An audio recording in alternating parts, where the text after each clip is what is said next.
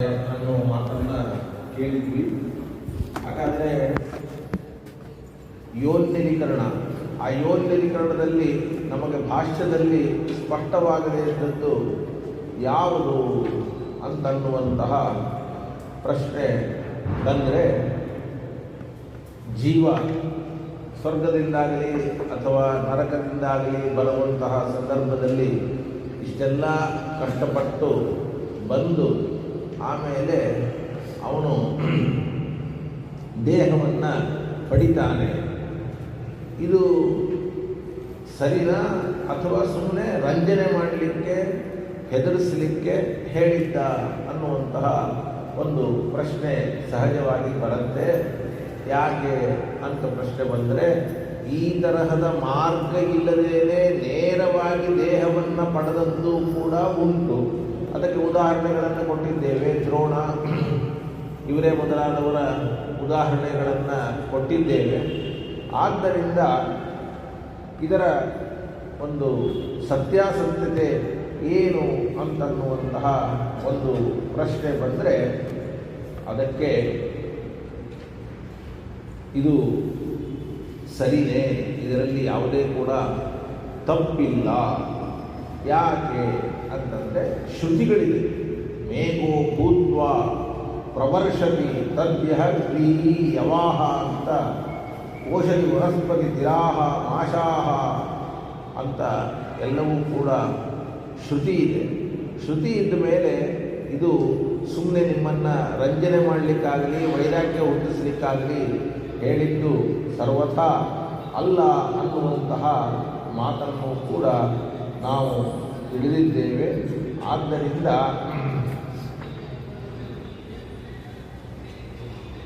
ಇದು ಮತ್ತೆ ನಮಗೆ ಈ ತರಹದ ವ್ಯಾಖ್ಯಾನ ಭಾಷೆಯಲ್ಲಿ ನೋಡಿದ್ದೇವೆ. ಇಷ್ಟು ತನಕ ಕೇಳಿದ ವ್ಯಾಖ್ಯಾನವನ್ನು ಎಲ್ಲಿ ನೋಡಿದ್ದೇವೆ? ತದಿದಂ ಅಯುಕ್ತಂ ವ್ಯಾಖ್ಯಾನಂ. ಏನು? ತದಿದಂ ಅಯುಕ್ತಂ ವ್ಯಾಖ್ಯಾನಂ. ಇಷ್ಟು ತನಕ ನೀವು ವ್ಯಾಖ್ಯಾನವನ್ನು ಮಾಡಿದ್ದೀರಿ. ಈ ವ್ಯಾಖ್ಯಾನ ನಮಗೆ ಯಾಕೋ ಸರಿ ಅಂತ ಅನಿಸ್ತಾ ಇಲ್ಲ. ಯಾಕೆ ಅಂದರೆ ಉತ್ಸೂತ್ರತ್ವ. ಮೊದಲನೇದಾಗಿ ಸೂತ್ರದಲ್ಲಿ ಹೇಳೇ ಇಲ್ಲ. ಏನು ಹೇಳಿಲ್ಲ? ಸೂತ್ರದಲ್ಲಿ ಹೇಳೇ ಇಲ್ಲ. ಸೂತ್ರದಲ್ಲಿ ಹೇಳಿದ್ದಾರೆ ನೋಡಿ, ನೀವು ಸೂತ್ರ ನೋಡ್ಕೊಳ್ಳಿ. ಏನು ಸೂತ್ರ ಇದೆ? ಓಂ ಯೋರೇ ಶರೀರಂ ಓಂ ಅಂತ ಸೂತ್ರ ಇದೆ. ಏನಂತ ಸೂತ್ರ ಇದೆ? ಇದಕ್ಕೇನರ್ಥ?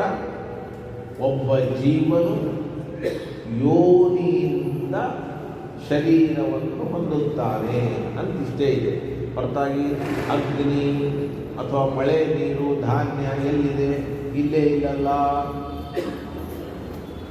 ಇಲ್ಲ, ಯೋನಿ ಶಬ್ದಕ್ಕೆ ನಾವು ಉಳಿದನ್ನೆಲ್ಲ ತಗೋಬೇಕು. ಯೋನಿ ಅಂತ ಹೇಳಿದ್ರು ಆ ಯೋನಿ ಶಬ್ದಕ್ಕೆ ಆಕಾಶ ಮತ್ತು ವನ್ನಿ, ಇದು ಮಳೆ ನೀರು ಎಲ್ಲವನ್ನು ತೆಗೆದುಕೊಳ್ಬೇಕು ಉಪಲಕ್ಷಣಯ ಅಂತ ಇಟ್ಟುಕೊಂಡ್ರೂ ಕೂಡ.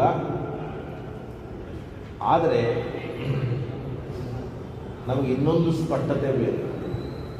ಏನು ಸ್ಪಷ್ಟತೆ ಬೇಕು ಅಂತ ಕೇಳಿದರೆ, ನೀವು ಇದೇ ಕ್ರಮದಲ್ಲಿ ಬರ್ತಾನೆ ಅಂತ ಹೇಳಿದರೆ ಈ ಕ್ರಮದಲ್ಲಿ ವ್ಯತ್ಯಾಸ ಯಾಕೆ? ಒಬ್ಬರಿಗೊಂದು ಒಬ್ಬರಿಗೊಂದು ಎಲ್ಲರಿಗೂ ಆಗ ಈ ಕ್ರಮ ಇದ್ದರೆ ಅದನ್ನು ಸೂತ್ರದಲ್ಲಿ ಹೇಳಬೇಕಾಗಿತ್ತು. ಬೇಡಪ್ಪ ಸೂತ್ರದಲ್ಲಿ ಹೇಳಿಲ್ಲ ಅಂತ ಇಟ್ಕೊಳ್ಳೋಣ, ಅಥವಾ ಹೇಳದೇ ಇದ್ದರೂ ಅದನ್ನು ಗ್ರಹಣ ಮಾಡೋಣ ಅಂತಂದರೂ ಕೂಡ ಆ ನಿಯಮಕ್ಕೆ ಭಂಗ ಯಾಕೆ ಅವರಲ್ಲಿ ಅನ್ನುವಂತಹ ಒಂದು ಪ್ರಶ್ನೆಯೂ ಕೂಡ ನಮಗೆ ಇದರ ಜೊತೆಗೆ ಸೇರುತ್ತೆ. ಉತ್ಸೂತ್ರತ್ವ. ಉತ್ಸೂತ್ರತ್ವ ಅನ್ನೋ ಶಬ್ದಕ್ಕೆ ಏನರ್ಥ ಅಂದರೆ, ಏನೇ ವ್ಯಾಖ್ಯಾನ ಮಾಡಿದರೂ ಅದು ಸೂತ್ರಗಳಲ್ಲಿರತಕ್ಕಂತಹ ಪದಗಳಿಗೆ ಹೊಂದಾಣಿಕೆ ಆಗಬೇಕು. ಅಕಸ್ಮಾತ್ ಪದಗಳಿಗೆ ಹೊಂದಾಣಿಕೆ ಆಗಲಿಲ್ಲ ಅಂದರೆ ಆ ಭಾಷ್ಯವನ್ನು ಏನಂತ ಕರೀತಾರೆ? ಉತ್ಸೂತ್ರ. ಭಾಷ್ಯವನ್ನೇ ಕರೀತಾರೆ, ಯಾರದೇ ಭಾಷ್ಯ ಆಗಿಲ್ಲ.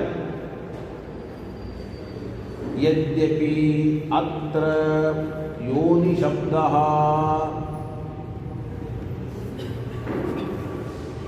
ಬೀಜಾದ್ಯುಪಲಕ್ಷಣ ಶಕ್ಯ ವ್ಯಾಖ್ಯಾತುಂ ತಥಾಪಿ ತತ್ ಸಂಬಂಧ ನಿಯಮ ಏವ ಸೂತ್ರೇ ಪ್ರತೀಯತೆ. ಆಯ್ತಪ್ಪ, ಇಷ್ಟೆಲ್ಲ ಬೇಕೇ ಬೇಕು ಅಂತ ಇಟ್ಕೊಂಡ್ರೂ ಕೂಡ ಆ ಬೇಕೇ ಬೇಕು ಅನ್ನುವ ನಿಯಮ ನಮಗೆ ಇದರಿಂದ ಗೊತ್ತಾಗ್ತಾ ಇದೆ ಹೊರತಾಗಿ ನತು ಕ್ವಾಚಿತ್ ಕಹ ತದಭಾವೋಪಿ ಒಂದೊಂದು ಸಲ ಈ ನಿಯಮ ಕೈ ಬಿಟ್ಟು ಹೋಗ್ತದೆ ಅಂತನ್ನುವಂಥದ್ದು ಗೊತ್ತಿಲ್ಲಲ್ಲ.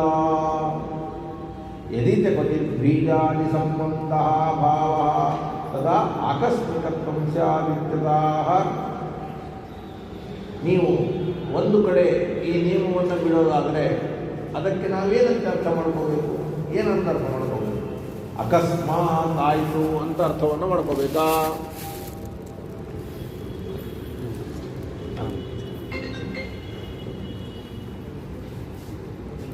ಅಂದರೆ ಅದಕ್ಕೆ ಶ್ರೀಮದಾಚಾರ್ಯ ಹೇಳ್ತಾರೆ, ವೀರ್ಯ ಪುರುಷ ಯೋನೀನಾ ಸಂಗತಿ ನಿಯಮೋಚ್ಛತಿ ಅಥ ಶಬ್ದೇನ ಭಗವಾನಾಹ ಕಾರಣತಶ್ಚತಾ.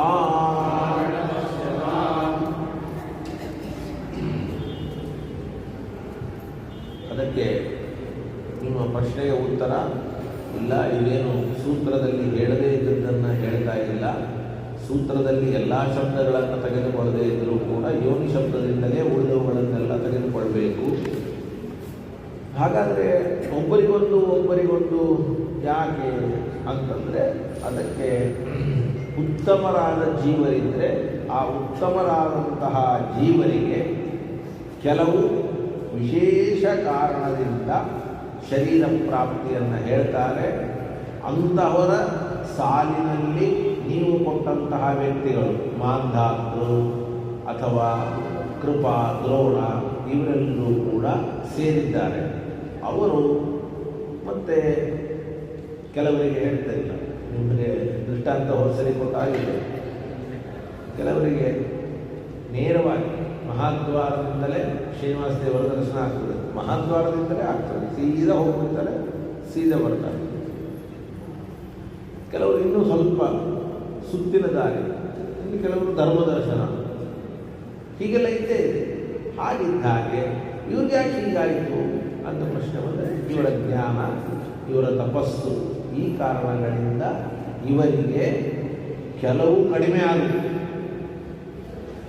ಮಳೆ ಹನಿ ಅಥವಾ ಧಾನ್ಯ ಇವೆಲ್ಲವೂ ಕೂಡ ಕಡಿಮೆಯಾಗಿ ಶರೀರ ಪ್ರಾಪ್ತಿಯಾಯಿತು ಅಂತ ಅರ್ಥವನ್ನು ಮಾಡಿಕೊಳ್ಬೇಕೇ ಹೊರತಾಗಿ ಆಕಸ್ಮಿಕ ಅಂತೂ ಅರ್ಥವನ್ನು ಮಾಡಿಕೊಳ್ಬಾರ್ದು, ನಿಯಮಕ್ಕೆ ಭಂಗ ಅಂತೂ ಅರ್ಥ ಮಾಡಿಕೊಳ್ಬಾರ್ದು. ಅನೇಕ ಬಾರಿ ನೀವು ಕೇಳಿದ್ದೀರಿ, ಎಲ್ಲ ನಿಯಮಗಳಿಗೂ ಕೂಡ ಒಂದು ಎಕ್ಸೆಪ್ಷನ್, ಅಪವಾದ ಅಂತ ಇರ್ತದೆ. ಆ ತರಹ ನಿಯಮವೇ, ಆದರೆ ಕೆಲವರಲ್ಲಿ ಮಾತ್ರ ಈ ನಿಯಮಕ್ಕೆ ಅಪವಾದ.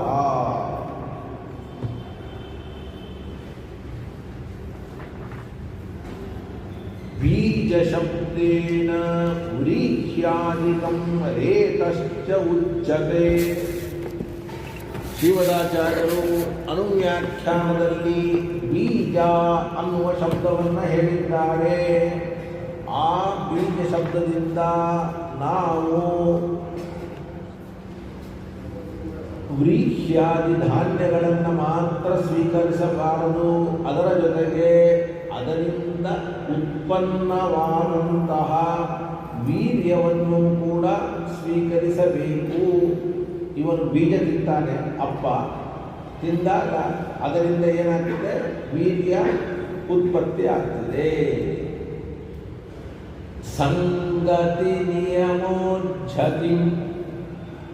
ನೋಡಿ, ಸಂಗತಿ, ನಿಯಮ, ಉಚ್ಛಿತಿ ಅಂತ ಮೂರಿದೆ. ಸಂಗತಿ ಅಂದರೆ ಸಂಬಂಧ, ಸಂಬಂಧದ ನಿಯಮ ಒಂದು, ಹೀಗೆ ಹೀಗೆ ಹೀಗೆ. ಆ ನಿಯಮದ ಉಚ್ಛಿತಿ ಅಂತಂದರೆ ಇಲ್ಲದೇ ಇರುವಿಕೆ ಅಲ್ಲ, ಅಧಿನಿಯಮ ಇಲ್ಲ, ನಿಯಮ ಇದೆ. 100% ಅಲ್ಲ, 100% ಅಂತ ಇದ್ದಂಗೆ ಅದು. ಆದರೆ ಕೆಲವು ಕಡೆ ಏನಿದೆ, ಅದಕ್ಕೆ ಏನಿದೆ, ಅಪವಾದವೂ ಕೂಡ ಇದೆ. ಅಯಂ ಅರ್ಥ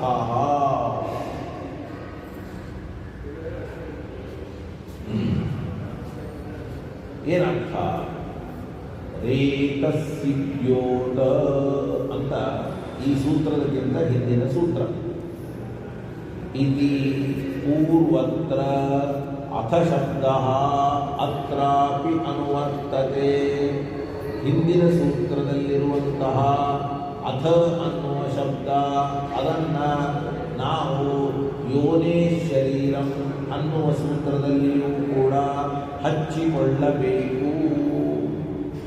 ಸಚ ಪ್ರಕೃತ ಅರ್ಥಾದರ್ಥಾಂತರೇ ವರ್ತತೆ.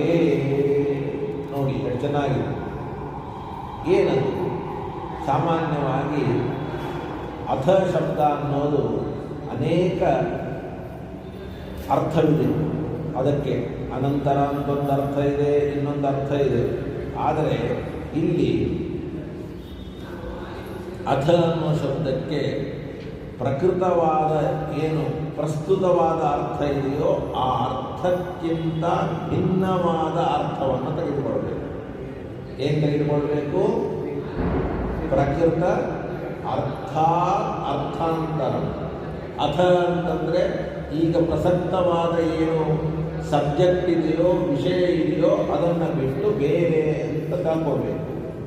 ಹಾಗಾದರೆ ತಥಾಚ ಯೋನೇ ಶರೀರಂ ಆಪದ್ಯತೆ ಕ್ವಚಿತ್ ತದಭಾವೇನಾಪಿ ಇತಿ ಅಥ ಶಬ್ದೇನ ಭಗವಾನ್ ಸೂತ್ರಕಾರೋ ಬೀಜಾದಿ ಸಂಬಂಧೆ ನಿಯಮಾಭಾವಂ ಸೂತ್ರಿತವಾದಿತ್ಯತಃ ನ ಉತ್ಸೂತ್ರತ್ವ ಪರ್ಯನಿಯೋಗೋ ಯುಕ್ತಃ ಇತಿ.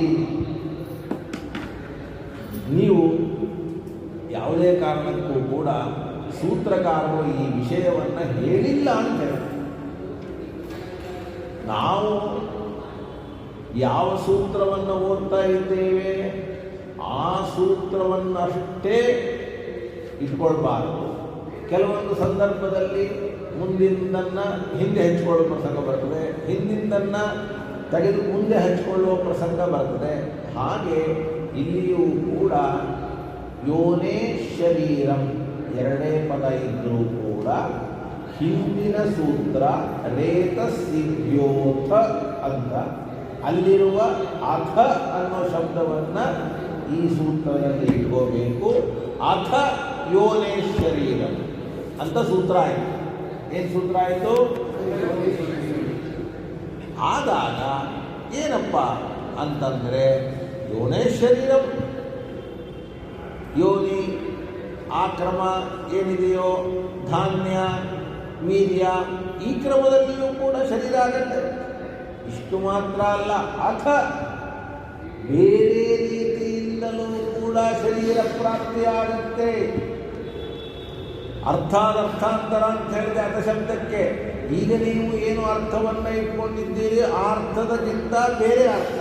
ಬೇರೆ ಅರ್ಥ ಅಂದರೆ ಒಂದೇ, ಈ ಕ್ರಮದಲ್ಲಿ ಶರೀರ ಪ್ರಾಪ್ತಿ ಒಂದು ಅಭಿಪ್ರಾಯ, ಇದನ್ನು ಬಿಟ್ಟು ಇನ್ನೊಂದು ಅಭಿಪ್ರಾಯದಲ್ಲಿಯೂ ಕೂಡ ಶರೀರ ಪ್ರಾಪ್ತಿ ಅಂತ ಇಷ್ಟು ಅಭಿಪ್ರಾಯ.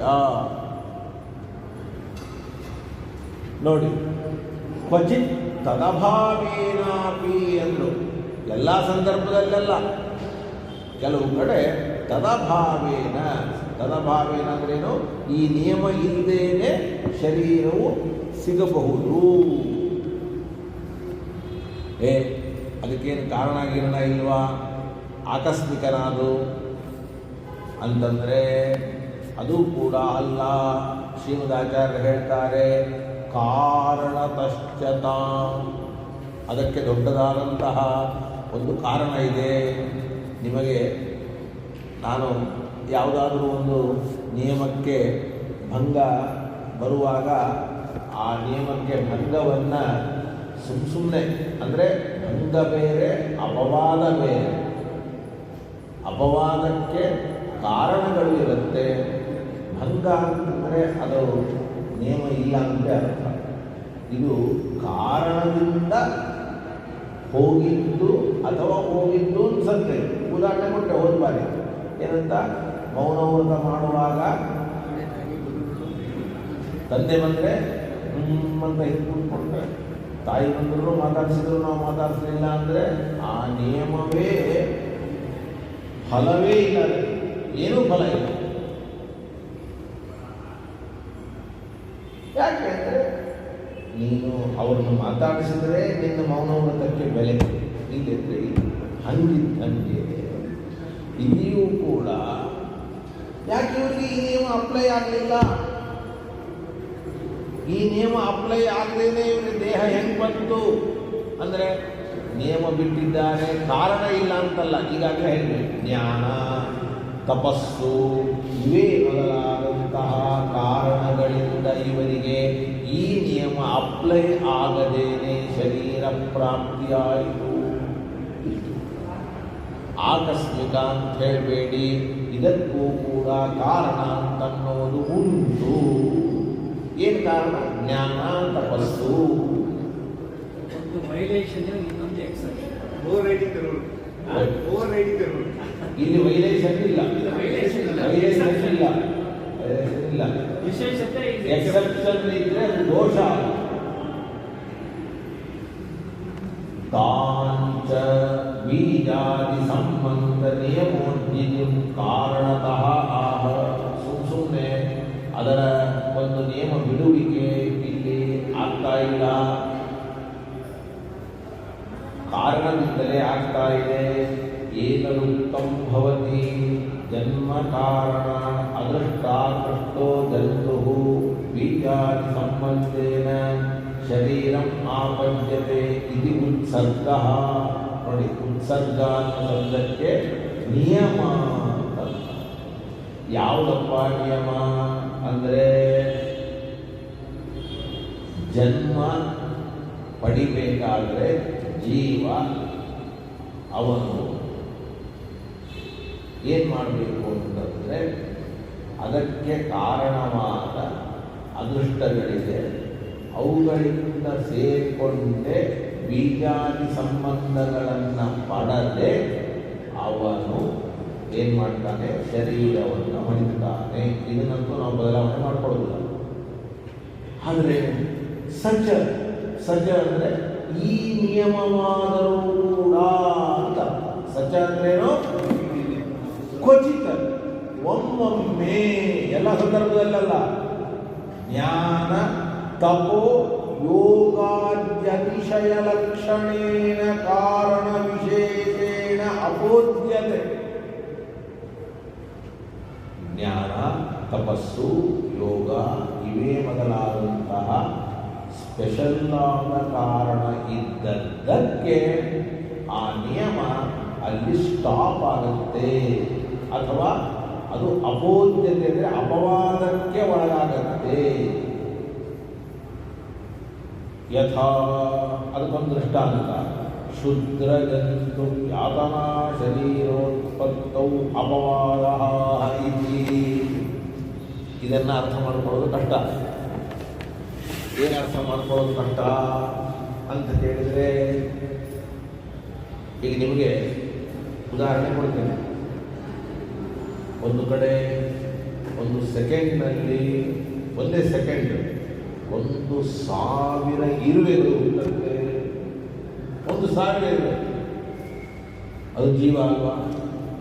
ದೀಪದ ಹುಳು ನೋಡಿದರೆ ಒಂದು ಕ್ಷಣದಲ್ಲಿ 1,000 ಹುಳು, 1,000.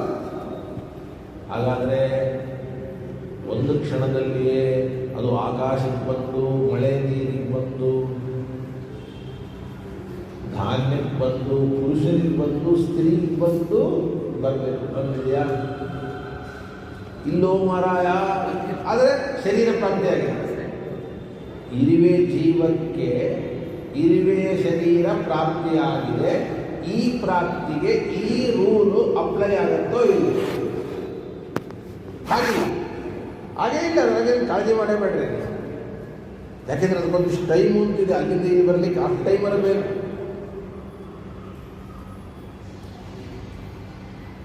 ಅದು ಹೆಂಗಾಯಿತು ಅನ್ನೋದನ್ನು ಆಮೇಲೆ ವಿಚಾರ. ಅಲ್ಲಿ ಯಾವ ತರಹದ ನಿಯಮ ಇಲ್ಲದೆ ಶರೀರ ಪ್ರಾಪ್ತಿ ಆಗಿದೆಯೋ ಅಲ್ಲಿ ಬೇರೆ ಕಾರಣ ಇರ್ಬೋದು. ಆದರೆ ಇಲ್ಲಿ ಮಾತ್ರ ಜ್ಞಾನ ತಪಸ್ಸು ಇವುಗಳಿಂದ ಏನಾಗಲಿಲ್ಲ, ಶರೀರ ಪ್ರಾಪ್ತಿ ಅಂತನ್ನುವಂಥದ್ದು ಈ ಕ್ರಮದಲ್ಲಿ ಆಗಲಿಲ್ಲ. ಆ ಕ್ರಮಕ್ಕೆ ಸ್ವಲ್ಪ ಏನು ಬಂತು, ವ್ಯತ್ಯಾಸ ಅಂತಕ್ಕಂಥದ್ದು ಬಂತು. ಇದೇ ದೃಷ್ಟಾಂತ, ಬೇರೆ ದೃಷ್ಟಾಂತನೇ ತಗೊಳ್ಳೋಕ್ಕಾಗಲ್ಲ. ಕ್ಷುದ್ರವಾದ ಜಂತುಗಳಿಗೆ ಶರೀರ ಪ್ರಾಪ್ತಿ ಈ ನಿಯಮದ ಪ್ರಕಾರ ಆಗಿಲ್ಲ. ಹಾಗೆ ಅದಕ್ಕೊಂದು ಕಾರಣ ಬೇರೆ. ಆದರೆ ಇಲ್ಲಿ ಆಗಲಿಕ್ಕೆ ತಪಸ್ಸು, ಜ್ಞಾನ, ಯೋಗಗಳು ಮುಗಿತು. ನೋಡಿ, ಕ್ಷುದ್ರ ಜಂತು ಯಾತನಾ ಶರೀರ. ಈಗ ಒಬ್ಬ ಜೀವ ಮೃತನಾದ ಮೇಲೆ ಅವನು ಸ್ವರ್ಗಕ್ಕೆ ಹೋಗಬೇಕು, ಅದರಂತೆ ಅಲ್ಲಿ ಹೋಗಿ ಸುಖ ಪಡಬೇಕು, ಅಥವಾ ಯಾವುದಕ್ಕೂ ನರಕಕ್ಕೆ ಹೋಗಬೇಕು, ಅಲ್ಲಿ ಹೋಗಿ ದುಃಖ ಪಡಬೇಕು. ದುಃಖ ಪಡೋದಕ್ಕೆ ಒಂದು ಶರೀರ ಬೇಕಲ್ಲ ಅವನಿಗೆ. ಆ ಶರೀರಕ್ಕೆ ಏನಂತ ಕರೀತಾರೆ, ಯಾತನಾ ಶರೀರ ಅಂತ ಕರೀತಾರೆ. ಅದು ತಾತ್ಕಾಲಿಕ. ಅದೇನು ಆ ಶರೀರ ಪ್ರಾಪ್ತಿಗೆ ಇದೆಲ್ಲ ರೂಲ್ ಇದೆಯಾ? ಏನೂ ಇಲ್ಲ.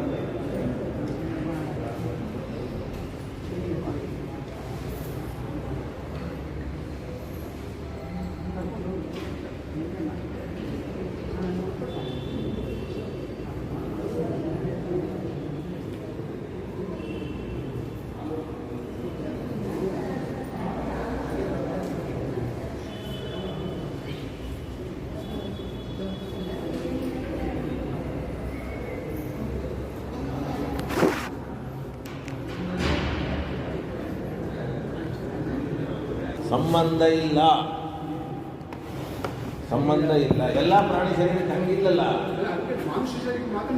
ಮತ್ತದಲ್ಲ ಪ್ರಾಣಿ ಶರೀರಕ್ಕೂ ಅದಲ್ಲ. ಅಲ್ಲಪ್ಪ, ಕೆಲವು ಜಂತುಗಳನ್ನು ಬಿಟ್ಟರೆ ಬೇರೆ ಆನೆ ಇದೆ, ಹಸು ಇದೆ, ಎಲ್ಲದಕ್ಕೂ ಇದೆ. 9 ತಿಂಗಳು ಅದು ಬರೋ ಕ್ರಮ ಎಲ್ಲ ಇದೆಯಲ್ಲ. ಹಂಗೆ ಮಾಡ್ತಿದೆ. ಯಾವುದೋ ಒಂದು ಇರುವೆಗಿಲ್ಲ ಅಂತಂದ್ರೆ ಇಡೀ ಪ್ರಾಣಿ ಶರೀರಕ್ಕೆ ಇಲ್ಲ ಅಂತ ಅಂದ್ಬಿಟ್ರೆ ಪ್ರಾಣಿ ಶರೀರಕ್ಕೆ ಇಲ್ವಾ? 9 ತಿಂಗಳು ಅನ್ನೋ ರೂಲ್ ಇಲ್ವಾ? ಮತ್ತೆ ಯಾವುದಕ್ಕೂ ಇಲ್ಲ, ಬೇಡ, ಇಲ್ಲ ಅನ್ನೋದಕ್ಕೆ ಬೇಡ. ಅದು ನಿಮ್ಗೆ ಉದಾಹರಣೆ ಕೊಟ್ಟದ್ದಷ್ಟೇ. ಯಾತನಾ ಶರೀರ ಇದು ತಕ್ಷಣ ಕೊಟ್ಬಿಡ್ತಾರೆ. ಯಾಕಂದ್ರೆ ಬೇಕು, ನೀನು ನಾಳೆ ಅಲ್ಲಿ ಆ ದುಃಖವನ್ನು ಅನುಭವಿಸ್ಲಿಕ್ಕೆ, ಸುಖವನ್ನು ಅನುಭವಿಸ್ಲಿಕ್ಕೆ ಬೇಕು. ಆ ಶರೀರ ಏನು ತಾಯಿಯಿಂದ ಬಂದ ಶರೀರ ಅಲ್ಲ ಅದು. ಹಾಗೆ ಅಂತ 2 ಉದಾಹರಣೆ. ಕ್ಷುದ್ರವಾದ ಜಂತುವಿನಿಗೆ ಶರೀರ, ಯಾತನಾ ಪಡೋದಕ್ಕೆ ಬರುವ ಒಂದು ಶರೀರ. ಇವುಗಳು ಹೇಗೋ ಹಾಗೆ ಇದು ಕೂಡ ಅಪವಾದ. ತಥಾಚ ಉಕ್ತಂ ವಿಶೇಷ ಕಾರಣಾದೇವ ವಿಶೇಷಾಜ್ಜನಿ ಇಷ್ಯತೆ ಸಾಮಾನ್ಯ ಜನನಂಚೈವ ದೃಢಾಂ ಸಾಮಾನ್ಯ ಹೇತುತಃ ಅತೋ ಯುಕ್ತಂ ಏತದ್ವ್ಯಾಖ್ಯಾನಂ ಇತಿ. ಈಗ ತಪಸ್ಸು, ಯೋಗ ಇವೇ ಮೊದಲಾದಂತಹ ವಿಶೇಷ ಕಾರಣಗಳಿದ್ದರೆ ಅದರಿಂದ ಕೆಲವರಿಗೆ ವಿಶೇಷವಾದ ಜನ್ಮ, ಜೀವ ಸಾಮಾನ್ಯರಿಗೆ ಸಾಮಾನ್ಯ ಕಾರಣಗಳಿಂದ ಅವರಿಗೆ ಏನೊಂದು ನಿಯಮ ಇದೆಯೋ ಆ ನಿಯಮದ ಪ್ರಕಾರವೇ ಸಾಮಾನ್ಯವಾದ ಜನ್ಮ. ಹಾಗಾದರೆ 2 ಜನ್ಮಗಳನ್ನು ಇಟ್ಕೋಬೇಕು. ವಿಶೇಷ ಜನ್ಮ, ಸಾಮಾನ್ಯ ಜನ್ಮ, ವಿಶಿಷ್ಟವಾದ ಕಾರಣಗಳಿದ್ದರೆ ವಿಶೇಷವಾದ ಜನ್ಮ, ಇಲ್ಲ ಅಂತಂದರೆ ಈ ನಿಯಮದ ಪ್ರಕಾರ ಜನ್ಮ ಇಷ್ಟೇ. ಆದ್ದರಿಂದ ಈ ವ್ಯಾಖ್ಯಾನ ತಪ್ಪಲ್ಲ, ಉತ್ಸೃತನು ಅಲ್ಲ ಅನ್ನೋದನ್ನು ಭಾಷ್ಯದಲ್ಲಿ ಸ್ಪಷ್ಟವಾಗದೇ ಇದ್ದದ್ದನ್ನು ಅನುವ್ಯಾಖ್ಯಾನದಲ್ಲಿ ಸ್ಪಷ್ಟ ಮಾಡಿಕೊಡ್ತಾ ಇದ್ದಾರೆ. ಇದು ಮುಗಿದೇ ಹೋಯಿತು. ಇದು ಶ್ರೀಮತ್ಪೂರ್ಣ ಪ್ರಮತಿ ಭಗವತ್ಪಾದ ಸ್ಮೃತೇ ಅನುವ್ಯಾಖ್ಯಾನಸ್ಯ ಪ್ರಗುಣ ಜಯತೀರ್ಥಾಖ್ಯಯತಿನ ಕೃತಾಯಾಂ ಟೀಕಾಯಾಂ ವಿಷಮ ಪದವಾಕ್ಯಾರ್ಥವಿಯುತೋ ತೃತೀಯೇ ಅಧ್ಯಾಯೇ ಅಯಂ ಪ್ರಥಮ ಚರಣ ಪರ್ಯವಸಿತಃ. ಎರಡನೇ ಪಾದಕ್ಕೆ ಭಕ್ತಿ ಪಾದ ಅಂತ ಹೆಸರು. ಈ ಪಾದದಲ್ಲಿ ಭಕ್ತಿಯನ್ನು ಹೇಳ್ತಾರೆ ಅಂತ ಹೇಳಿದರು. ಆದರೆ ಭಕ್ತಿಯನ್ನು ಹೇಳ್ತಾರೆ ಅಂದಾಕ್ಷಣಕ್ಕೆ ನಮಗೆ ಒಂದು ಸಂಶಯ ಬರ್ತದೆ. ಏನಂತ ಸಂಶಯ ಬರ್ತದೆ ಅಂತ ಕೇಳಿದರೆ, ಭಕ್ತಿಯನ್ನು ಹೇಳೋದು ಅಂದರೆ ಏನು? ಅದನ್ನು ಹೇಳಲಿಕ್ಕೆ ಬರುತ್ತಾ? ಭಕ್ತಿಯನ್ನು ಹೇಳಲಿಕ್ಕೆ ಬರುತ್ತಾ? ಹೇಳಲಿಕ್ಕೆ ಬರೋದಿಲ್ಲ. ಅದು ಹೇಳಿದರೂ ಕೂಡ ಏನು ಹೇಳ್ಬೋದು? ಭಕ್ತಿ ಅಂತ ಇಷ್ಟೇ ಹೇಳ್ಬೋದು. ಇದಕ್ಕಿಂತ ಜಾಸ್ತಿ ಬಹಳ ಅಂದರೆ ಪ್ರೀತಿ, ಎಲ್ಲರಿಗಿಂತ ಹೆಚ್ಚು ಪ್ರೀತಿ. ಮಾಡುವಂತೂ ಹೇಳಲಿಕ್ಕೆ ಬರೋದಿಲ್ಲ. ಯಾಕೆಂದರೆ ಮಾಡು ಹೇಳಿದರೆ ಮಾಡಲಿಕ್ಕೆ ಬರುವಂತಹ ವಸ್ತು ಅಲ್ಲ. ಯಾರಿಗೆ ಬೇರೆದನ್ನು ಮಾಡು, ಅಡುಗೆ ಮಾಡು ಅಂತ ಹೇಳ್ಬೋದು. ಅವನು ಮಾಡಲಿಕ್ಕೆ ಬಂದದ್ದು ಅರ್ಥ ಆಯ್ತಾ? ಅಡುಗೆ ಮಾಡು, ಏಳು, ಕೂಡು ಇವೆಲ್ಲ ಮಾಡಲಿಕ್ಕೆ ಯೋಗ್ಯವಾದದ್ದು. ನಿನ್ನ ಮಾತಮ್ಮ ಕೇಳದೇ ಇರ್ಬೋದು, ಮಾಡೋದು ಬಿಡಲಿ. ಆದರೆ ಯಾರು ನನ್ನ ಮಾತು ಕೇಳ್ತಾರೆ ಅವ್ರಿಗಂತೂ ಮಾಡಲಿಕ್ಕಾಗತ್ತಲ್ಲ. ಆದರೆ ಭಕ್ತಿ ಮಾಡು, ಪ್ರೀತಿ ಮಾಡು, ಸ್ನೇಹ ಮಾಡು ಅಂತ ಇದನ್ನು ವಿಧಾನ ಮಾಡಲಿಕ್ಕೆ ಬರುವುದಿಲ್ಲ. ಯಾಕೆಂದರೆ ಮಾಡು ಅಂದರೆ ಮಾಡಲಿಕ್ಕೆ ಬರುವಂತಹ ವಸ್ತು ಅಲ್ಲ. ತನ್ನಷ್ಟಕ್ಕೆ ತಾನೇ ಬರಬೇಕೇ ಹೊರತಾಗಿ ನನ್ನ ವಿಧಿಯಿಂದ ಬರುವುದಿಲ್ಲ. ಏನಲ್ಲ? ವಿಧಿಗೆ ವಿಷಯ ಅಲ್ಲ. ಪ್ರೀತಿ ಮಾಡು, ಪ್ರೀತಿ ಮಾಡು ನೀ ಹೇಳಿದ್ರು ಪ್ರೀತಿ ಬರ್ತದ. ಮಾಡಬೇಡ ಅಂದರೂ ಬಿಡುವುದಿಲ್ಲ. ಇವರಲ್ಲಿ ಮಾಡೋದ್ರು ಮಾಡೋದು. ಏನು ಮಾಡೋದು? ಹಾಗಾದ್ರೆ ಮಾಡು ಅಂತ ವಿಧಿಗೆ ವಿಷಯ ಅಲ್ಲ ಅಂತ ಇದರಿಂದಲೇ ಗೊತ್ತಾಗುತ್ತಲ್ಲ. ಅನೇಕ ಇದೆ ಆ ಥರದ್ದು. ಯಾವುದು ವಿಧಿಗೆ ವಿಷಯ? ಇಚ್ಛೆ. ಇದೇ ಇಚ್ಛೆ ಅಂತ ಹೇಳ್ತಾರೆ. ಮೊದಲನೇ ಸೂತ್ರದಲ್ಲಿ ಇದರ ಬಗ್ಗೆ ತುಂಬ ವಿಸ್ತಾರವಾದ ವಿಚಾರ ಇದೆ. ಓಂ ಓಂ ಅಥಾತೋ ಬ್ರಹ್ಮ ಜಿಜ್ಞಾಸ. ಓಂ ಜಿಜ್ಞಾಸ ಅನ್ನೋ ಶಬ್ದಕ್ಕೆ ಏನರ್ಥ? ಜಿಜ್ಞಾಸ ಅಂದರೆ ನೀನು ಬ್ರಹ್ಮನನ್ನು ತಿಳಿದುಕೊಳ್ಳುವ ಇಚ್ಛೆಯನ್ನು ಮಾಡು. ಏನು? ಜಿಜ್ಞಾಸ ಅನ್ನೋದಕ್ಕೆ ಜ್ಞಾತು ಇಚ್ಛಾ ಜಿಜ್ಞಾಸ, ತಿಳಿದುಕೊಳ್ಳುವ ಇಚ್ಛೆಯನ್ನು ಮಾಡು, ಕರ್ತವ್ಯ. ಇಚ್ಛೆಯನ್ನು ಮಾಡಲಿಕ್ಕೆ ಬರೋದಿಲ್ಲ. ಯಾಕಂದ್ರೆ ನಿನಗೆ ಇಚ್ಛೆಯನ್ನು ಮಾಡೋದಕ್ಕೆ ನಿನಗೆ ಇಚ್ಛೆ ಬರಬೇಕಲ್ಲ. ನನ್ನ ಮಾತಿನಿಂದ ಯಾರು ಬರುತ್ತೆ ಅದನ್ನು ನೀನು ಮಾಡು ಅಂತ ವಿಧಿಸಬೇಕು. ಸಂಧ್ಯಾ ವಂದನೆ ಮಾಡು, ಓಕೆ, ಗೊತ್ತಾಯ್ತಾ? ಹಾಗೆ ಇಚ್ಛೆಯನ್ನು ಮಾಡು, ನೋ, ಹೇಳಲಿಕ್ಕೆ ಬರೋದಿಲ್ಲ. ಯಾಕೆಂದರೆ ಸಂಧ್ಯಾ ವಂದನೆ ಮಾಡಲಿಕ್ಕೆ ಬರುತ್ತೆ, ಆದರೆ ಇಚ್ಛೆಯನ್ನು ಮಾಡಲಿಕ್ಕೆ ಬರಲ್ಲ. ಹಾಗಾದ್ರೆ ಮಾಡು ಅಂತ ಹೆಂಗಂದ್ರು ಅಂದರೆ ಅದಕ್ಕೆ ಅಲ್ಲೇನು ಹೇಳಿದ್ದಾರೆ ಅಂದರೆ ಇಚ್ಛಾ ಅಂತ ಅರ್ಥ ಅಲ್ಲ, ವಿಚಾರ ಅಂತ ಅರ್ಥ. ಏನರ್ಥ? ವಿಚಾರ ಮಾಡು ಅಂದರೆ ವಿಚಾರ ಮಾಡಲಿಕ್ಕೆ ಬರುತ್ತೆ. ಇಚ್ಛೆಯನ್ನು ಮಾಡಲಿಕ್ಕೆ ಬರದಿದ್ರೂ ಕೂಡ ಏನು ಮಾಡಲಿಕ್ಕೆ ಬರುತ್ತೆ ನೋಡಿ, ಇಷ್ಟಿದೆ. ಇಚ್ಛೆ ಅನ್ನೋದನ್ನು ಕೈಬಿಟ್ಟು ವಿಚಾರ ಅನ್ನೋ ಅರ್ಥ ಪದಾರ್ಥವನ್ನು ಯಾಕೆ ಮಾಡಿದ್ದಾರೆ ಅಂತಂದರೆ ಆ ಇಚ್ಛೆ ಅಂತನ್ನೋದು ವಿಧಾನ ಮಾಡಲಿಕ್ಕೆ ಬರದೇ ಇದ್ದದ್ದು, ಅದಕ್ಕೆ ವಿಚಾರ. ಹಾಗೆ ಇಲ್ಲಿಯೂ ಕೂಡ ಭಕ್ತಿಯನ್ನು ಮಾಡು ಅಂದರೆ ಅದನ್ನು ಮತ್ತೆ ದೇವರು ಕೊಟ್ಟರೆ ಅಥವಾ ಅದು ಬಂದರೆ ತನ್ನಷ್ಟಕ್ಕೆ ತಾನೇ ಬರೋದು. ಸ್ವಾಮಿಗಳು ಉಪನ್ಯಾಸದಲ್ಲಿ ಹೇಳ್ತಾ ಇದ್ದಾರೆ. ಉಪನ್ಯಾಸದಲ್ಲಿ ಏನು ಹೇಳ್ತಾ ಇದ್ದಾರೆ ಅಂತ ಹೇಳಿದರೆ, ಒಂದು ಮದುವೆ ಫಿಕ್ಸ್ ಆಗಿದೆ, ಆವಾಗ ನೀವು ಕಲ್ಯಾಣ ಮಂಟಪ ಬುಕ್ ಮಾಡ್ತೀರಿ ದುಡ್ಡು ಕೊಟ್ಟು.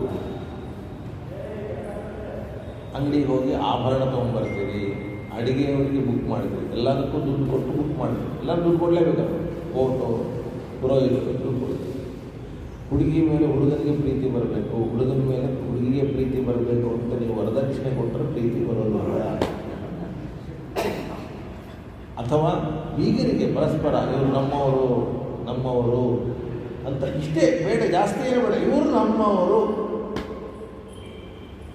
ಅದು ಬಂತು, ಆದರೆ ದುಡ್ಡಿನಿಂದ ಬರಲಿಲ್ಲ, ತಕ್ಷಣ ಬಂದೇ ಬಿಡ್ತಂತೆ. ಇವತ್ತು ನಿಶ್ಚಯ ಆಗಿದೆ, ನಾಳೆ ಅವನಿಗೆ ಕೆಮ್ಮಿದ್ರೆ ಇವನಿಗೂ ಕೆಮ್ಮು ಬರುತ್ತೆ. ಇದು ಹೆಂಗೆ ಬಂತು? ಅದಕ್ಕೆ ಅದು ವಿಧಿ ಅಲ್ಲ, ಅದನ್ನೇ ಹೇಳಿ. ಅದು ಪ್ರಯತ್ನದಿಂದ ಬರುವಂಥದ್ದು ಅಲ್ಲ. ಯಾವುದನ್ನು ಪ್ರಯತ್ನದಿಂದ ಮಾಡಲಿಕ್ಕೆ ಬರುತ್ತೆ ಅದನ್ನು ವಿಧಿಸಬೇಕಂತೆ, ಮಾಡು ಅಂತ ಹೇಳಬೇಕಂತೆ. ಯಾವುದನ್ನು ಪ್ರಯತ್ನದಿಂದ ಮಾಡಲಿಕ್ಕೆ ಬರೋದಿಲ್ಲ ಅದನ್ನು ಮಾಡು ಅಂತ ಅನ್ಬಾರ್ದು. ಹಾಗಾದ್ರೆ ಭಕ್ತಿಯನ್ನು ಮಾಡು ಅನ್ಲಿಕ್ಕೆ ಬರೋದಿಲ್ಲ. ಅದಕ್ಕೇನು ಮಾಡಬೇಕು? ಸುಮ್ಮನೆ ಉಪನ್ಯಾಸ ಹೇಳ್ತಾ ಹೋಗು. ದೇವರು ದೊಡ್ಡವನು, ದೇವರು ದೊಡ್ಡವನು, ದೇವರು ಹಾಗೆ, ದೇವರು ಹೀಗೆ.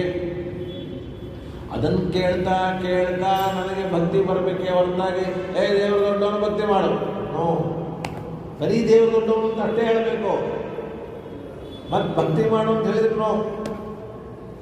ಹಾಗಾದರೆ ಈ ಪಾಠದಲ್ಲಿ ಏನನ್ನ ಹೇಳ್ತಾ ಇದ್ದಾರೆ? ಭಕ್ತಿ ಮಾಡು ಅಂತ ಹೇಳ್ತಾ ಇಲ್ಲ.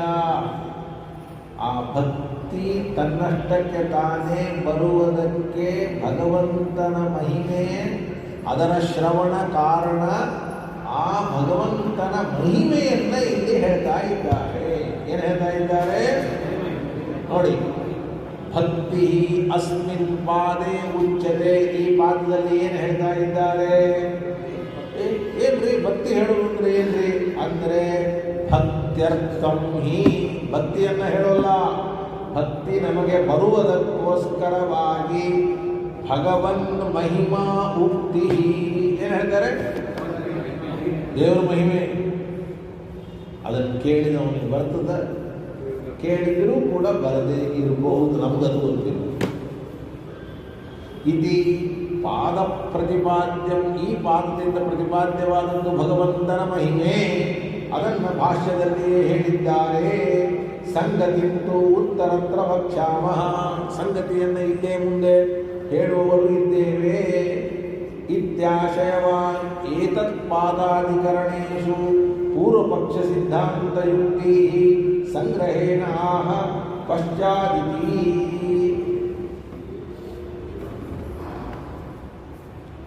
ಮತ್ತೆ ತಾ ಪ್ರಕಾರ ಈ ಅಧಿಕರಣದಲ್ಲಿ ಬರತಕ್ಕಂತಹ ಪೂರ್ವಪಕ್ಷ ಯುಕ್ತಿ, ಸಿದ್ಧಾಂತ ಯುಕ್ತಿ ಅವುಗಳನ್ನು ಸಂಗ್ರಹ ಮಾಡಿ ಹೇಳ್ತಾ ಇದ್ದಾರೆ. ಪಶ್ಚಾದೃಷ್ಟ ವಿಜ್ಞಾನ ಕಾಲ ದುಃಖ ಪ್ರತದ್ಭವಾಃ ಸ್ಥಾನಭೇದೋ ವಿರುದ್ಧತ್ವಂ ನ್ಯಾಯ ಸಾಮ್ಯಂ ಸ್ವತೋ ಭವಃ ಗುಣಸಾಮ್ಯಂ ಅಯೋಗಶ್ಚ ತರ್ಕವಾದೋ ವಿಲೋಮತಾ ನಾನಾಭಾವಃ ಪ್ರಲೋಭಶ್ಚ ಯುಕ್ತಯಃ ಪೂರ್ವಪಕ್ಷಗಾಃ. ಇಷ್ಟು ತನಕ ಹೇಳಿದ್ದು ಪೂರ್ವಪಕ್ಷ ಯುಕ್ತಿ. ಇದನ್ನು ನೀವು ಹಿಂದೆ ಅನೇಕ ಬಾರಿ ಕೇಳಿದ್ದೀರಿ.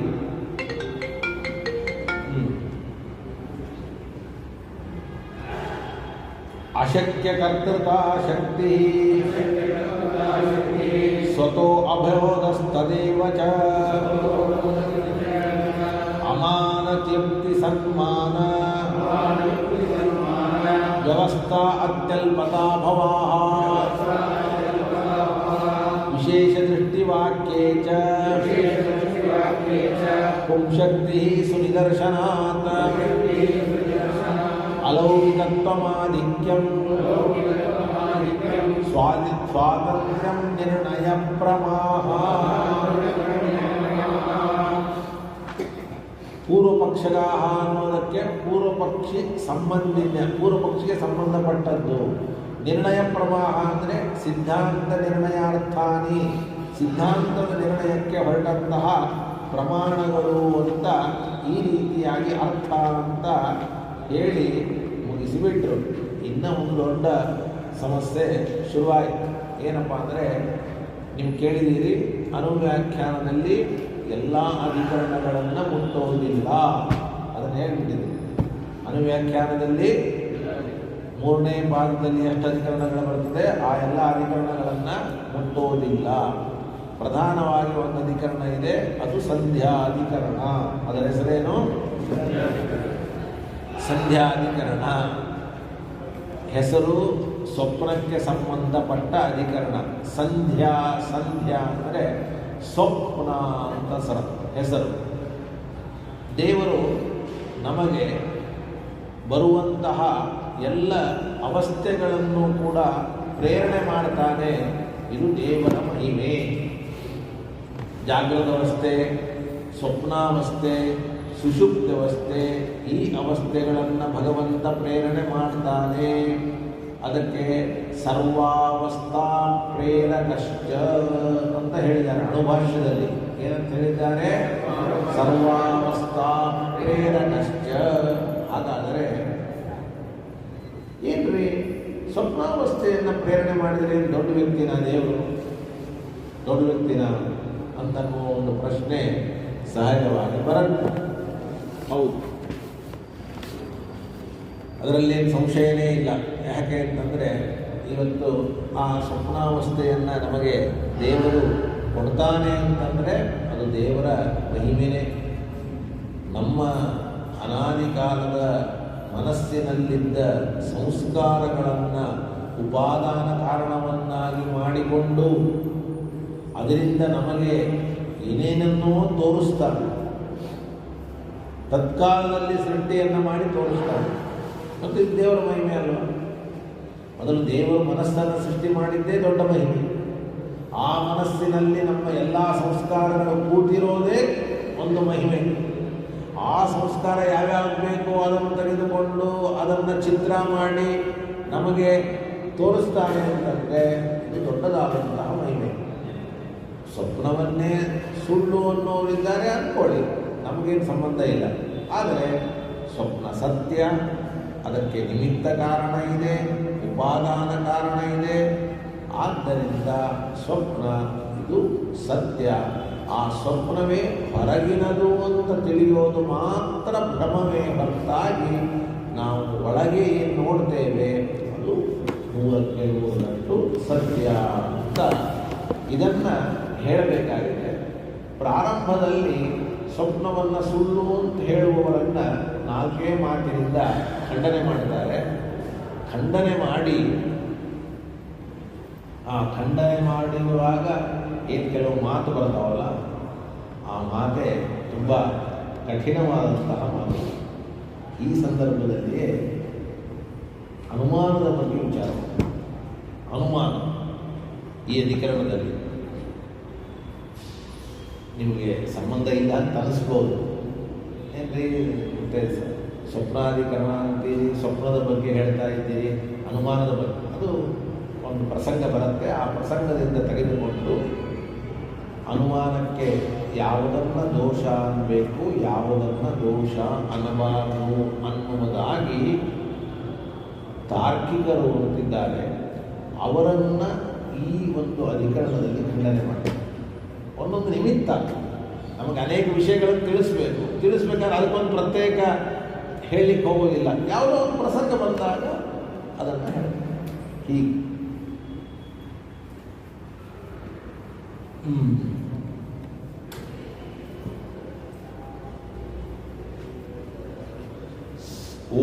ಸಂಧೆ ಸೃಷ್ಟಿರಾಹಿ ಓಂ ಯೋನೇಶ್ವರೀರಂ ಇತ್ಯೇತದವಸಾನೈ ಸೂತ್ರೈ ಜೀವಸ್ಯ ಜನ್ಮ ಅವಗತಂ. ನೋಡಿ ಹೇಗೆ ಹೇಳ್ತಾರೆ, ಹಿಂದಿನ ಎಲ್ಲ ಸೂತ್ರಗಳನ್ನು ನೋಡಿದಾಗ ಆ ಸೂತ್ರಗಳಿಂದ ನಮಗೆ ಜೀವನಿಗೆ ಜನ್ಮ ಅಂತೂ ಶರೀರ ಪ್ರಾಪ್ತಿ ಅಂತೂ ಇದೆ ಅಂತ ಗೊತ್ತಾಗ್ತದೆ. ಇದೆ ಅಂತ ಗೊತ್ತಾಗ್ತದೆ. ಏನು ಜಾತಸ್ಯ ಚ ಸ್ವಪ್ನಾದ್ಯವಸ್ಥಾ ಸಂಬಂಧ ಪ್ರಸಿದ್ಧ.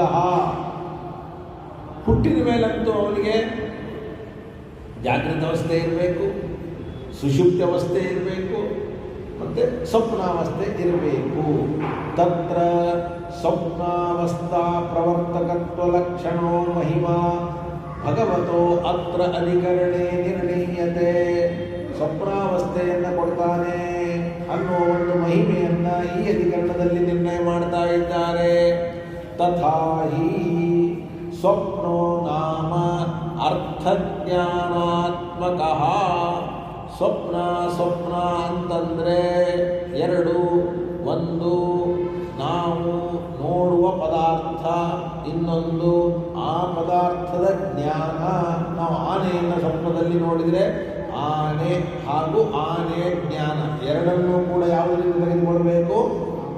ಸ್ವಪ್ನ ಅನ್ನುವ ಪದದಿಂದ ತೆಗೆದುಕೊಳ್ಬೇಕು. ಯಾಕಂದರೆ ಸ್ವಪ್ನ ಅಂದರೆ ಬರೀ ವಸ್ತುವೂ ಅಲ್ಲ, ಬರೀ ಜ್ಞಾನವೂ ಅಲ್ಲ. ವಸ್ತುವೂ ಹೌದು, ಜ್ಞಾನವೂ ಹೌದು. ತತ್ರ ತಾವತ ಸ್ವಾಪ್ನಾರ್ಥಾನಾಂ ಕರಿತುಲಗಾದೀನಾಂ ಪರಮೇಶ್ವರಾಯ ತಥಾ ನ ಉಪಪದ್ಯತೆ. ನೋಡಪ್ಪ, ನಿನಗೆ ಆ ಪದಾರ್ಥಗಳ ಜ್ಞಾನ ಇದು ದೇವರ ಅಧೀನವಾಗಿದೆ. ಆ ಪದಾರ್ಥಗಳು ದೇವರ ಅಧೀನ, ಪದಾರ್ಥಗಳ ಜ್ಞಾನವೂ ಕೂಡ ದೇವರ ಅಧೀನ. ಪರಕೀಯರು ಪ್ರಶ್ನೆ ಮಾಡ್ತಾರೆ, ಏನ್ರಿ ನೀವು ಹೋಗಿ ಹೋಗಿ ಸ್ವಪ್ನ ಪದಾರ್ಥಗಳನ್ನು ದೇವರ ಅಧೀನ ಅಂತ ಹೇಳ್ತಾ ಇದ್ದೀರಿ, ಇದು ಎಷ್ಟರ ಮಟ್ಟಿಗೆ ಸರಿ, ಯಾಕೆ ಸರಿಯಲ್ಲ ಅಂತ ಪ್ರಶ್ನೆ ಬಂದರೆ, ಸುಳ್ಳನ್ನು ಹೋಗಿ ನೀವು ದೇವರ ಅಧೀನ ಅಂತ ಹೇಳ್ತಾ ಇದ್ದೀರಲ್ಲ. ಶಶವಿಷಾಣ ಇದು ದೇವರ ಅಧೀನ, ಶುಕ್ತಿಯಲ್ಲಿ ಆರೋಪಿತವಾದ ರಜತ ಇದು ದೇವರ ಅಧೀನ ಅಂತಂದ್ರೆ ನಗ್ತಾರೆ. ಸತ್ಯವಾದ ಪದಾರ್ಥಗಳು ಅಧೀನ ಅಂತಂದರೆ ಅದಕ್ಕೆ ಬೆಲೆ ಇದೆ. ನಾನು ಒಂದು 100 ಎಕರೆ ಭೂಮಿಗೆ ಒಡೆಯ, ಆದರೆ 100 ಎಕರೆ ಭೂಮಿನೂ ಸುಳ್ಳು ಅಂತಂದರೆ ತಗೊಂಡೆ. ಹಂಗಿದ್ದಂಗೆ ದೇವರು ಇದಕ್ಕೆಲ್ಲ ಅಧೀನ, ಆದರೆ ಆ ವಸ್ತುಗಳು ಸುಳ್ಳು. ನೋಡಿ ಏನಂತ ಹೇಳ್ತಾ ಇದ್ದಾರೆ, ಅಸತ್ಯತ್ವ. ಸ್ವಪ್ನ ಪದಾರ್ಥಗಳೆಲ್ಲೂ ಕೂಡ ಸುಳ್ಳು. ಯಾಕೆ ಸುಳ್ಳು ಅಂದರೆ ನತಾವತ ಇಮೇ ಅನಾದಿನಿತ್ಯಾಹ. ಸ್ವಪ್ನ ಪದಾರ್ಥಗಳನ್ನು ಸುಳ್ಳು ಅಂತ ಯಾರು ಹೇಳ್ತಾರೋ ಅವರು ಸತ್ಯ ಅಂತ ಹೇಳುವವರನ್ನು ಪ್ರಶ್ನೆ ಮಾಡ್ತಾರೆ. ಏನು ಪ್ರಶ್ನೆ ಮಾಡ್ತಾರೆ? ಓ, ನೀವು ಸತ್ಯ ಅಂತೀರಾ? ಹಾಗಾದರೆ ಸತ್ಯ ಅಂದರೆ ಎರಡೇ ಆಗಬೇಕು. ಒಂದ ಅನಾದಿನಿತ್ಯ ಆಗಬೇಕು, ಒಂದ ಉತ್ಪತ್ತಿ ವಿನಾಶ ಉಳ್ಳದ್ದಾಗಬೇಕು. ಆಕಾಶ ಇವು ಹೆಂಗೆ ಅನಾದಿನಿತ್ಯನೋ ಹಾಗೆ ಸ್ವಪ್ನ ಅನಾದಿನಿತ್ಯ ಆಗಬೇಕು. ಅಂದರೆ ಘಟಪಟಗಳು ಹೇಗೆ ಉತ್ಪತ್ತಿ ನಾಶ ಉಳ್ಳದ್ದು ಹಾಗೆ ಎರಡೇ ತರಹದ ವಸ್ತು, ಒಂದು ನಿತ್ಯ, ಒಂದು ಅನಿತ್ಯ. ನೀವು ಸತ್ಯ ಅಂದರೆ ಸ್ವಪ್ನ ಪದಾರ್ಥವನ್ನು ನಿತ್ಯ ಅಂತೀರ, ಅನಿತ್ಯ ಅಂತೀರ. ನಿತ್ಯ ಅಂದರೆ ಮಲ್ಕೊಳ್ಳೋಕ್ಕಿಂತ ಮೊದಲು ಕಾಣಿಸ್ಬೇಕು, ಎದ್ಮೇಲೂ ಕಾಣಿಸ್ಬೇಕು. ಅನಿತ್ಯ ಅಂದರೆ ಮೊದಲು ಕಾಣಿಸ್ಬೇಕು ಅಂತ ಯಾವಾಗಲೂ ಅಲ್ಲ. ಅನಿತ್ಯ ಅಂದರೆ ಹುಟ್ಟಿ ಸಾಯ್ತಿದೆ ಅಂತ ಅರ್ಥ. ಆ ಹುಟ್ಟುವುದಕ್ಕೆ ಕಾರಣ ಹೇಳಬೇಕು. ಅಥವಾ ಸತ್ತ ಮೇಲೆ ಅದರ ಒಂದು ಅವಶೇಷಗಳನ್ನಾದರೂ ಕೂಡ ತೋರಿಸ್ಬೇಕು. ಒಂದು ಮಡಿಕೆ ಒಡೆದ್ರೆ ನಾವು ಆ ಮಡಿಕೆಯ ತುಂಡುಗಳನ್ನೆಲ್ಲ ತೋರಿಸ್ತೀವಿ. ಹಾಗೆ ಸ್ವಪ್ನ ಪದಾರ್ಥ ನಾಶವಾದರೆ ಅದರ ಅವಶೇಷಗಳಾದರೂ ಕೂಡ ಎದ್ದ ಮೇಲೆ ಕಾಣಿಸ್ಬೇಕಲ್ಲ ನನಗೆ, ಕಾಣಿಸೋದಿಲ್ಲ. ನ ತಾವತ ಇಮೆ ಅನಾದಿನಿತ್ಯಾಹ. ಸ್ವಪ್ನದ ಅರ್ಥಗಳನ್ನು ನಾವು ಏನಂತ ಹೇಳಲಿಕ್ಕೆ ಬರೋದಿಲ್ಲ. ಸ್ವಪ್ನಾವಸ್ಥಾತಃ. ಯಾಕೆ ಅನಾದಿನಿತ್ಯ ಅಂದರೆ ಅದು ಮೊದಲು ತೋರಬೇಕು, ಆಮೇಲೂ ತೋರಬೇಕು. ಮಲ್ಕೊಳ್ಳೋಕ್ಕಿಂತ ಮೊದಲು ತೋರಬೇಕು, ಎದ್ದ ಮೇಲೂ ತೋರಬೇಕು. ಸ್ವಪ್ನಾವಸ್ಥಾತಃ ಪ್ರಾಕ್ ಊರ್ಧ್ವಂಚ ಉಪಲಬ್ಧಿ ಪ್ರಸಂಗ ನಹಿ ವಿದ್ಯಮಾನಾಃ ಅಪಿ ಉಪಲಬ್ಧಿ ಸಾಧನೇಷು ಚಕ್ಷುರಾದಿಷು ಅನುಪರತೇಷು ನ ಉಪಲಭ್ಯಂತೆ ಚ ಉಪರತೇಷು ಇತಿ ಸಂಭವತಿ. ಎಷ್ಟು ಚೆನ್ನಾಗಿದೆ. ಅವರು ಹೇಳ್ತಾರೆ ನೋಡಿ, ಅವು ಇದೆ ಅಂತೆ, ಇದ್ದರೂ ಕೂಡ ನಮಗೆ ತೋರಿಸುವಂತಹ ಚಕ್ಷುರಾದಿಗಳು ಅನುಪರತವಾದಾಗ ಕಾಣೋದಿಲ್ಲ ಅಂತ ಹೇಳಲಿಕ್ಕೆ ಬರೋದಿಲ್ಲ. ಮತ್ತೆ ಉಪರತವಾದಾಗ ಕಾಣಿಸ್ತದೆ ಅಂತ ಹೇಳಲಿಕ್ಕೂ ಬರೋದಿಲ್ಲ. ನಾವು ಕಣ್ಣು ಮುಚ್ಚಿದ್ದೀವಿ, ಎದುರಿಗೆ ಒಂದು ವಸ್ತು ಇದೆ, ಅದು ಇದ್ದರೂ ಕೂಡ ಕಣ್ಣು ಮುಚ್ಚಿದ್ರೆ ಕಾಣಿಸ್ತದೆ. ಕಣ್ಣು ತೆಗೆದಾಗ ಕಾಣಿಸೋದಿಲ್ಲ ಅಂತ ಹೇಳಿ ವಸ್ತು ಯಾಸ್ ಇದೆ, ಆದರೆ ಕಣ್ಣು ತೆಗೆದಾಗ ಕಾಣೋದಿಲ್ಲ ಅನ್ಲಿಕ್ಕೆ ಬರೋದಿಲ್ಲ, ಕಣ್ಣು ಮುಚ್ಚಿದಾಗ ಕಾಣಿಸ್ತದೆ ಅನ್ಲಿಕ್ಕೆ ಬರೋದಿಲ್ಲ. ಅಂದರೆ ಕಣ್ಣು ತೆಗೆದಾಗ ಕಾಣಿಸಲೇಬೇಕು.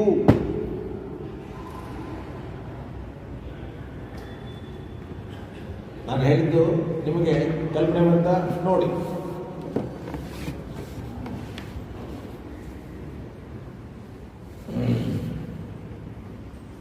ಆದ್ದರಿಂದ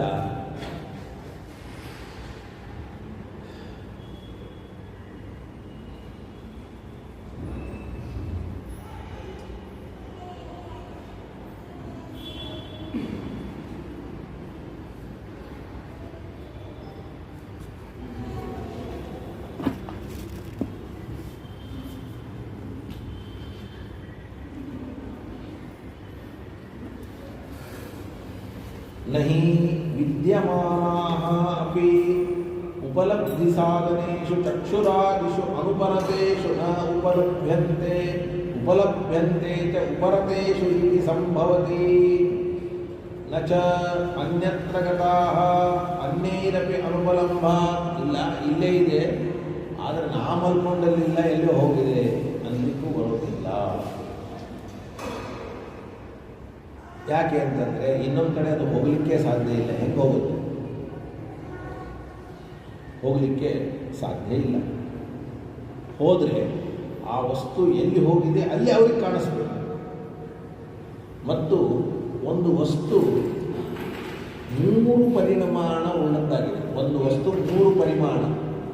ಒಂದು ಆಕಾಶದಂತೆ ಮಹತ್ ಪರಿಮಾಣ, ಎರಡನೆಯದ್ದು ಘಟಪಟಾದಿಗಳಂತೆ ಮಧ್ಯಮ ಪರಿಮಾಣ, ಇನ್ನೊಂದು ಪರಮಾಣುವಿನಂತೆ ಅಣುಪರಿಮಾಣ.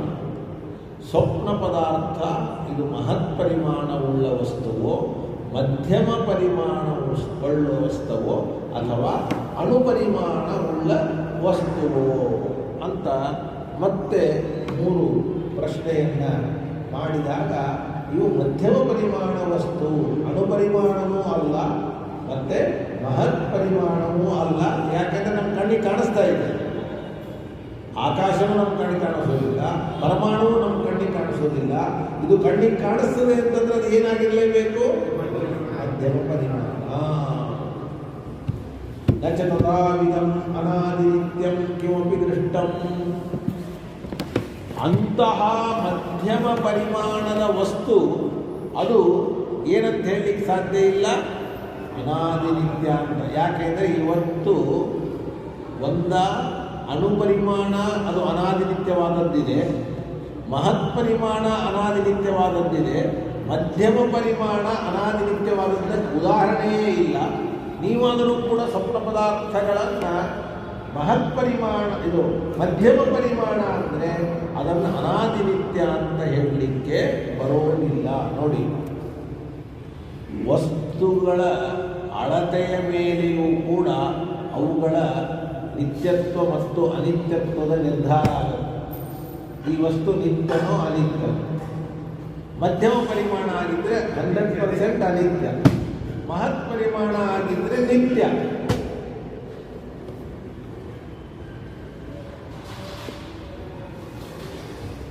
ಲಚದ್ದಾವಿದಂ ಅನಾದಿ ನಿತ್ಯಂ ಕಿಮಪಿ ದೃಷ್ಟಂ ನಾಪಿ. ಬೇಡಪ್ಪ, ಅನಾದಿ ನಿತ್ಯ ಅನ್ನೋದು ಬೇಡ, ಉತ್ಪತ್ತಿ ವಿನಾಶ ಉಳ್ಳದ್ದು ಅಂತಂದು ಬಿಡೋಣ ಅಂತಂದರೆ ಅದು ಅಲ್ಲಿಗೆ ಬರೋದಿಲ್ಲ. ಯಾಕೆ ಅಂತಂದರೆ ತಥಾತ್ಮೇಪಿ ಪ್ರಾಕೂರ್ಧ್ವಂ ಉಪಲಂಬ ಪ್ರಸಂಗ ಗ್ರೇಹೇ, ಹಿಂದೆ ಮತ್ತು ಆಮೇಲೆಯೂ ಕೂಡ ಈ ತೋರಲಿ, ಅದಷ್ಟೇ ಕ್ಷಣದಲ್ಲಿ ತೋರಬೇಕು ಅಂತೇ ನಿಯಮ. ಇನ್ನು ಅವರಂತಾರೆ ಇಲ್ಲ, ಇನ್ನೊಂದು ಹೊಸದಿದೆ. ಏನದು ಅಂದರೆ, ಇದು ಸ್ವಪ್ನ ಪದಾರ್ಥ ಅನಾದಿ ನಿತ್ಯ ಅಂತೂ ಅಲ್ಲ 100%. ಯಾಕೆಂದರೆ ಇದು ಮಧ್ಯಮ ಪರಿಮಾಣ, ಅನಾದಿ ನಿತ್ಯ ಅಂತೂ ಅಲ್ಲ.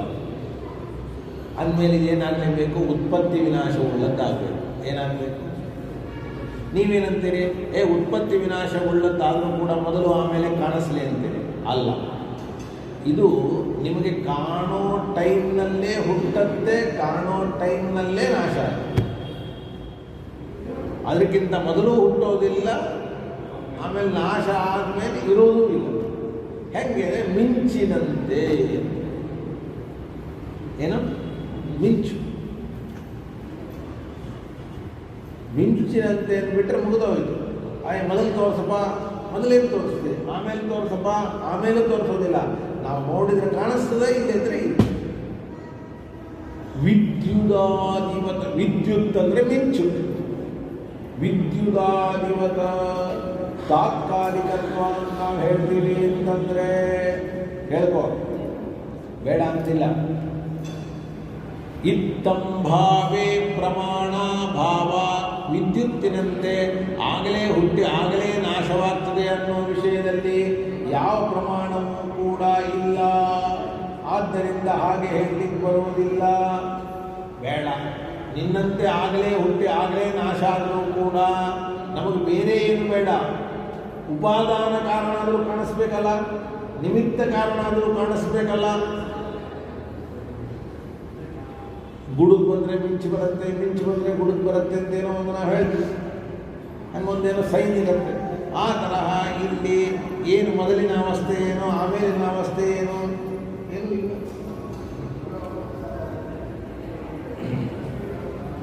ಒಂದು ಮಡಿಕೆ ಇದೆ, ಆ ಮಡಿಕೆ ತಯಾರಾಗೋಕ್ಕಿಂತ ಮೊದಲು ಮಣ್ಣಿರುತ್ತೆ, ಮಡಿಕೆ ಒಡೆದ ಮೇಲೆ ಅದರ ತುಣುಕುಗಳಿರುತ್ತೆ. ಹಾಗೆ ಸ್ವಪ್ನ ಪದಾರ್ಥಗಳು ಸೃಷ್ಟಿ ಆಗೋಕ್ಕಿಂತ ಮೊದಲು ಅದರ ಉಪಾದಾನ ಕಾರಣ ಕಾಣಲಿ, ಅಥವಾ ನಾಶ ಆದಮೇಲೆ ತುಣುಕು ಕಂಡಂತೆ ಸ್ವಪ್ನ ಪದಾರ್ಥಗಳ ತುಣುಕು ಕಾಣಲಿ, ಅದು ಕಾಣ್ತಾ ಇಲ್ಲ. ನತೆ ಏತೇಷಾಂ ತಾತ್ಕಾಲಿಕ ಜನ್ಮನಿ ಉಪಾದಾನ ನಿಮಿತ್ತಂ ವಾ ಪಶ್ಯಾಮಃ. ಬೇಡಪ್ಪ, ಏನೂ ಬೇಡ. ಕನಿಷ್ಠ ಪಕ್ಷ ಇದಕ್ಕೆ ನಿಮಿತ್ತ ಕಾರಣ ಇದ್ದಾನೋ ಇಲ್ಲೋ ಹೇಳಿ. ಉಪಾದಾನ ಕಾರಣದಂತೂ ಹಣೆ ಬಾರ ಮುಗಿತು, ಯಾರನ್ನು ಉಪಾದ ಕಾರಣ ಅಂತ ಹೇಳಿದ್ರು. ನಿಮಿತ್ತ ಕಾರಣ ಇದ್ದರೆ ಹೇಳಿ ಅಂತಂದರೆ ಇಬ್ಬರೇ ಆಗಬೇಕು. ಒಬ್ಬ ಜೀವ, ಇನ್ನೊಬ್ಬ ಈಶ್ವರ. ನೋಡೋ ಜೀವ, ಇನ್ನೊಬ್ಬ ಈಶ್ವರ, ಇಬ್ಬರಿದ್ದಾರೆ. ಯಾರು? ಜೀವ ಅಂತೂ ಆಗಲಿಕ್ಕೆ ಸಾಧ್ಯ ಇಲ್ಲ. ನೋಡ್ಕೊಳ್ಳಿ, ಕರ್ತಾಚನ ತಾವತ್ ಜೀವಾತ್ಮ ದ್ರಷ್ಟು ನಿರ್ವ್ಯಾಪಾರತ್ವ. ಇವನು ಏನೂ ಕೆಲಸ ಮಾಡೋದಿಲ್ಲ, ಮಲ್ಕೊಂಡ್ಬಿಟ್ಟಿರ್ತಾನೆ. ನೀವು ಹೆಂಗೆ ಅದನ್ನು ಸೃಷ್ಟಿ ಮಾಡಲಿಕ್ಕಾಗಲ್ಲ. ಅಂದರೆ ಕುಲಾಲ ಘಟವನ್ನು ಹೆಂಗೆ ಸೃಷ್ಟಿ ಮಾಡ್ತಾನೋ ಹಾಗೆ ಈ ಜೀವ ಸ್ವಪ್ನ ಪದಾರ್ಥಗಳನ್ನು ಸೃಷ್ಟಿ ಮಾಡಬೇಕು. ಸೃಷ್ಟಿ ಮಾಡೋದಲ್ಲ, ಇವ ಮಲ್ಕೊಂಡಿರ್ತಾನೆ. ಇವ ಸೃಷ್ಟಿ ಮಾಡಲಿಕ್ಕೆ ಸಾಧ್ಯ ಇಲ್ಲ, ಕೆಲಸನೇ ಮಾಡೋದಿಲ್ಲ. ಇವ ನಿರ್ವ್ಯಾಪಾರ. ಅಪರಸ್ಥಿತಿ ಅದರ್ಶನ, ಇನ್ನೊಬ್ಬರು ಯಾರು ಕಣ್ಣಿಗೆ ಕಾಣೋದಿಲ್ಲ. ಹಾಗಾದರೆ ನಿಮಿತ್ತ ಕಾರಣ ಇಲ್ಲ. ಯಾಕೆ? ಈಶ್ವರ ಇದ್ದಾನಲ್ಲ ಅಂತಂದರೆ ಪ್ರಮಾಣ ಭಾವ ಇಲ್ಲ, ಈಶ್ವರನ ವಿಷಯದಲ್ಲಿ ಪ್ರಮಾಣವೇ ಇಲ್ಲ. ಆದ್ದರಿಂದ ಸ್ವಪ್ನ ಪದಾರ್ಥಗಳನ್ನು ಸತ್ಯ ಅಂತ ಹೇಳಲಿಕ್ಕೆ ಏನು ಮಾಡಿದರೂ ಸಾಧ್ಯ ಇಲ್ಲ. ಯಾಕೆಂದರೆ ಸತ್ಯ ಅಂದರೆ ಅನಾದಿನಿತ್ಯನೋ ಉತ್ಪತ್ತಿ ವಿನಾಶವುಳ್ಳದ್ದು. ಅನಾದಿನಿತ್ಯ ಅನ್ನಲಿಕ್ಕೂ ಬರೋದಿಲ್ಲ, ಉತ್ಪತ್ತಿ ವಿನಾಶವುಳ್ಳದ್ದು ಅನ್ನಲಿಕ್ಕೆ ಬರೋದಿಲ್ಲ. ಆದ್ದರಿಂದ ಇದನ್ನು ಸುಳ್ಳು ಅಂತ ಹೇಳಿ.